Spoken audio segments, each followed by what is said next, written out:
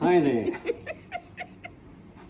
Here we are again for another session of cooking around the world in our COVID 2.0 situation, stage 4. 4. I feel like Darth Vader with that thing on. You sounded like it.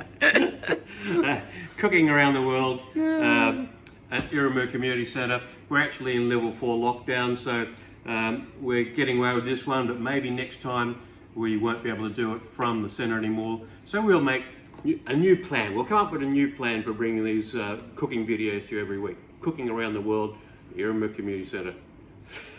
COVID 2.0, stage 4. Right.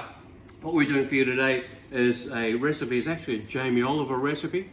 It's a vegetable hash, like a big hash brown, vegetable hash. And these are using root vegetables. Root vegetables being things like potatoes, parsnips, swedes, turnips, all those sort of things, carrots. What you can do with this, just use whatever you can get your hands onto. It's a good way to clear out what you've got in the fridge. That's what I reckon. It's a vegetable crisper clear out recipe, and this is potatoes browned. Can't go wrong, can you? I can do that. We whack an egg on top. You can't lose. Okay, now what I've already done, just to save a lot of time on this, I've pre-chopped, boiled, and I'm allowing our vegetables to just finish steaming off. These have been boiled and ready to go. I think you can't even see the steam coming off them anymore. But what I'm going to start with here is we're going to brown up some onions and garlic. We'll mix the onions and garlic back with our pre-boiled root vegetables, and we're going to mash the whole lot. And the original recipe, Jamie said you boil your onions and garlic with the rest of the veg. Yeah, no. I'd like to get a little bit of, just take the rawness. I don't need to cook these onions down too heavily, just to take the rawness off them. They will be cooking in the pan later for about 20 minutes or so. So they won't be raw anymore, but you get a nice caramelization on the bottom of the pan, caramelized onions. Another potatoes, caramelized onions. There's a few other veg along the way, but can't lose, can we? Nah. We can't lose. Nah. And an egg on top. Okay, we just bring that pan up to temperature. Bit of oil, about a tablespoon of oil. Is that a Jamie Oliver tablespoon? That's a Jamie Oliver tablespoon. Yeah. Out. Yeah. Okay. Or would he have said glug? Something.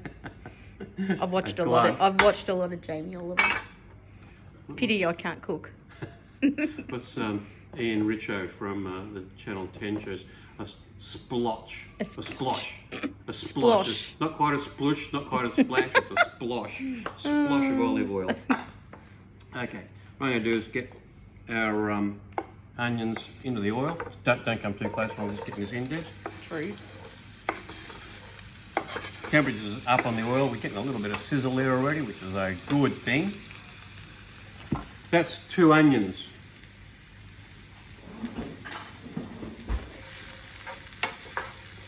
So I don't want to cook these till they're browning off, because they will have quite a bit more time. I just want to make sure that they're just not raw anymore, because when you mix this all together, there will obviously be some onions sitting on top of the mix, and we don't want raw onions in this dish. It's just a very, very light cook.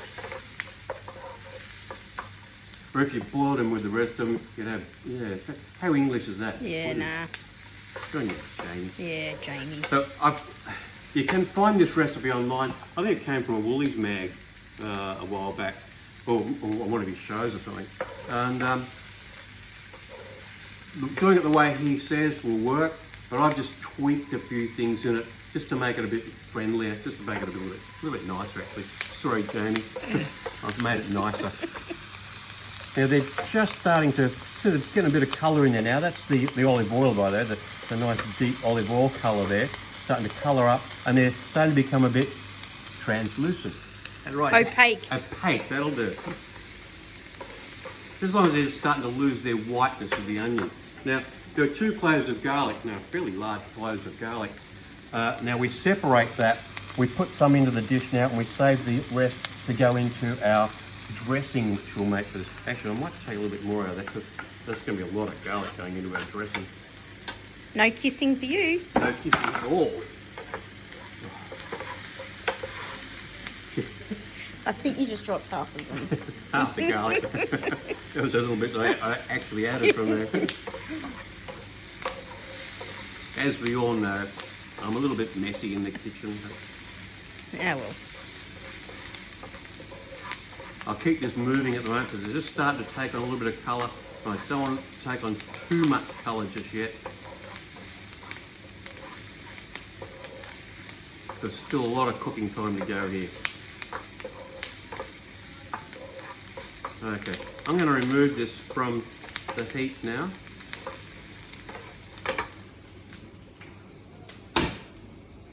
Turn that right down for the moment.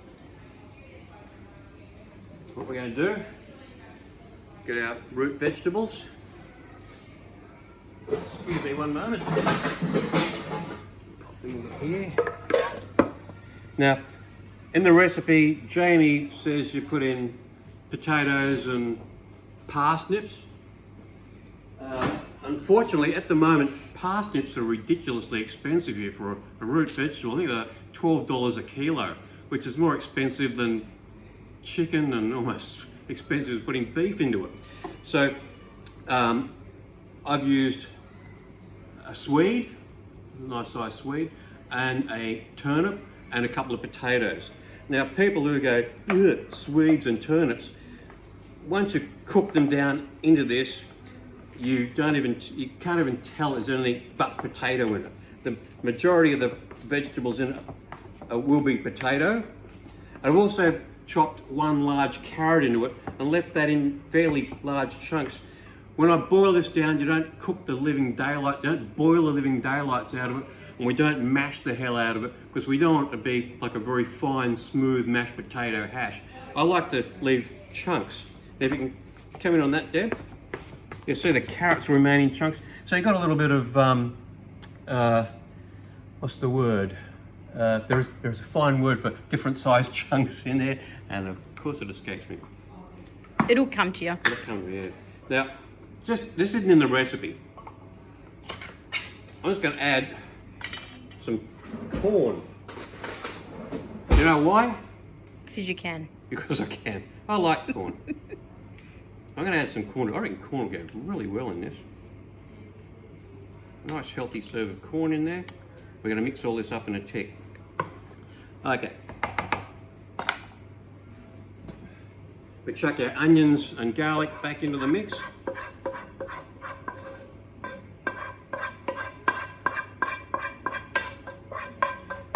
Ooh, smell that garlic in there. This is going to be absolutely excellent, Deb. Yep. I'm just going to wipe that out very quickly so that we don't have any of that burning right there. Right, back on the heat. We're going to bring it back up to temperature. A fraction more oil in there just to cover the base. Probably about half a splush, Deb. Half. Cover the base of the pan. Okay. Now I'm just going to mix up all our veg here.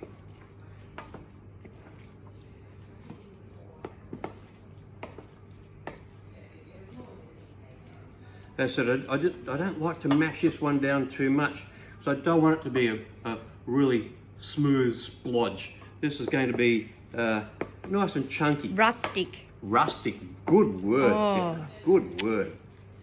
I'm going to put some pepper in right now.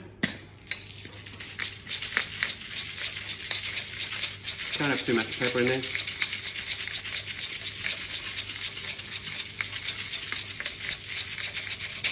And just one other thing I want to do that... No salt? sorry, I salted the water, lightly salted the water that I did the vegetables in. I will add a dash more though because I was only very lightly salted. What I think I might do also, add a little bit of parsley into it. This isn't in Jamie's. This isn't in the recipe. Fingers out of the way. Very finely chopped parsley.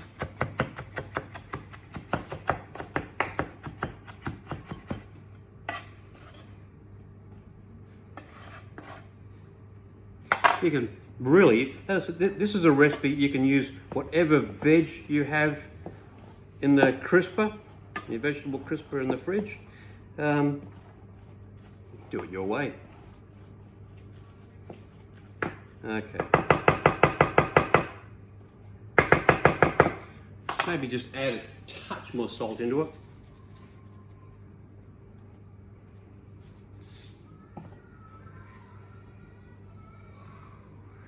Don't forget, you can also salt this when you're done.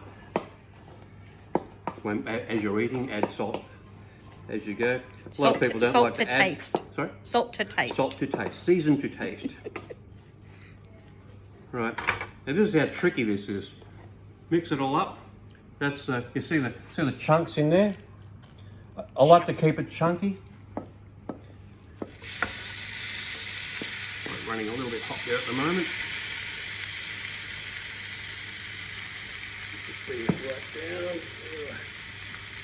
This is going to cook out for about 20 minutes. So to bring the temperature down at this point, you don't want to burn too heavily on the bottom, which is probably what's going to happen to this because I've got it running so high. Back of your spoon. Get it on that.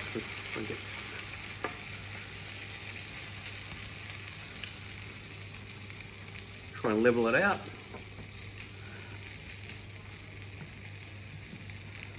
Look at that, Deb. Fantastic, eh? You're right. Now the fun part hadn't even started on this yet. The other night when I was doing this at home, I went to de-pan this. I went to flip it out onto a board to serve, and I was using a very, very heavy pan, and it sort of slipped as I was trying to flip the pan onto the board. The pan slipped out of my hand, and I got almost 50% of it. The rest of it decorated my kitchen. Okay, now we've got a low heat here. Okay, just make sure you get not a high heat, but you have to have a little bit of flame under it. We want to brown the bottom of that, make it nice and crispy, and you just leave the top as is. When we serve, we'll flip so we get the nice browned off side, or probably in this case it'll be a bit black. So we'll let that cook out for about 20 minutes or so, and we'll come back to you. Hi all, back again. Just about to finish off our root veg hash. I'm going to just fry an egg off. We serve this with an egg. When we do the rest of the gang, or you do your family, you put however many eggs, you fry off however many eggs you want on this. This would be a great breakfast, by the way. This could be served as breakfast with some bacon on it. Anyway, I'm just going to fry off an egg so we get our egg going. Okay. Now, over here, Deb, we're going to make our dressing. And this is a fairly straightforward and simple vinaigrette, but this is a really almost important part of this dish, just from the point of view of you don't need any sauces or anything on top. You just add a little bit of this dressing on top and it adds an amazing flavour to our little hash. Okay, that's 3 tablespoons of olive oil. This is a tried and tested. You could use this for a salad also, simple salad dressing.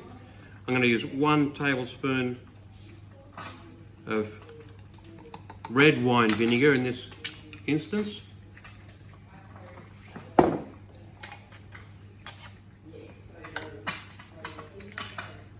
There's 1 teaspoon of grained mustard. Grained mustard, we forgot to put the grained mustard in there, didn't we, Deb? Did we? We did. You forgot to remind me. I'm just the recorder. Now you're a producer before. No, yeah, no. Done. We'll use the rest of that garlic we had saved.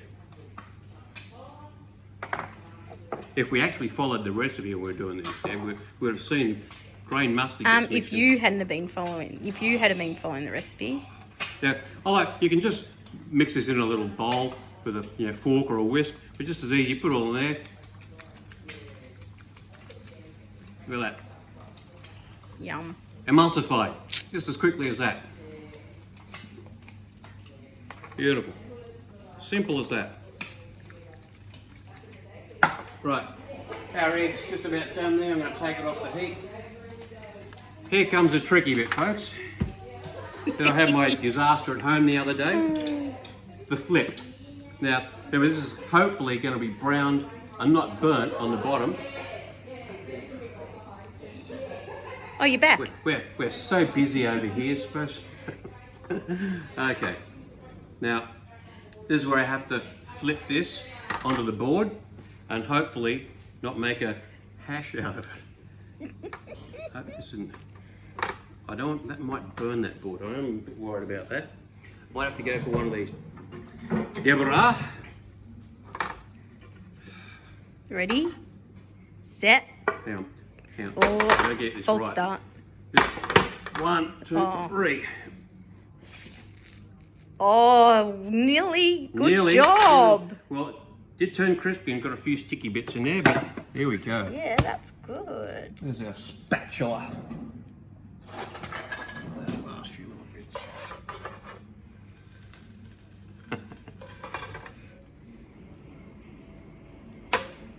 And those really darkened veggie bits, Yum. they're the best. Okay, now what I'll do, take our knife, cut off a nice generous portion.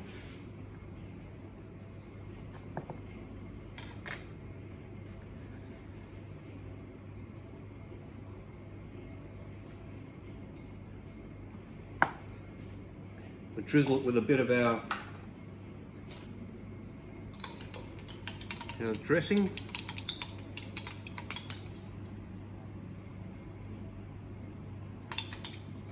Just that little bit of vinegar in with the olive oil and the mustard, of course, just gives it a bit of extra bite. It's beautiful. Oh, and the garlic helps too.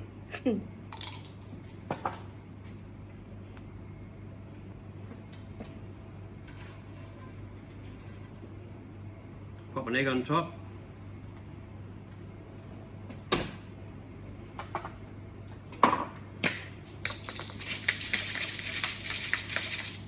Bit of pepper.